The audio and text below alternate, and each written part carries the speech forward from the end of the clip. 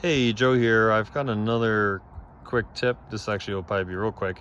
So whenever I did any projects on the camper here, on the inside or the outside, if there's any extra screws that you've got left over, I end up putting them in a bag. So they're like a Phillips, but then they're also a square head, and then most of these are with a black tip. There's a couple in here that aren't, but they got the black tip on there.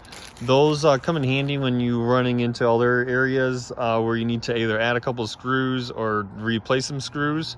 A spot where I've noticed I've had to add some screws is this black skirt that's on the back, I'm sorry, that's on the bottom of the slide, and then even the main frame of the rig here, or of the camper. Over time, especially with temperature change, this bottom piece of, I think it's just like aluminum, ends up pulling away from the fiberglass here, and that's where this caulk line is. So when it pulls away, then the water is able to run down and then run inside and either get the bottom wood of the slide box, or it might just run in and spill onto the ground depending on how high your skirting is on the side.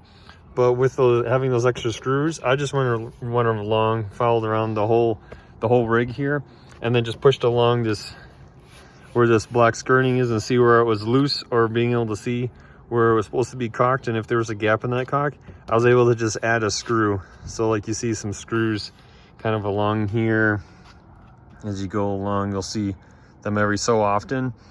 So pretty much as long as you match the same height from the trim of where that's at, you are safe to run another screw through there, and then it'll go into that same wood either frame or to the hollow tubing frame that's on the trailer to hold it together. So you run a couple more screws through there, that'll pull that skirting tight again, and then you'll want to make sure that it's re-caulked and sealed so you don't have any water intrusion there.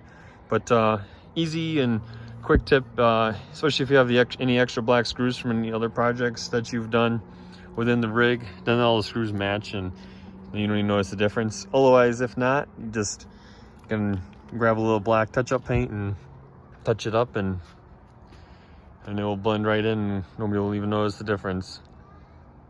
Thanks for watching. Have a great day.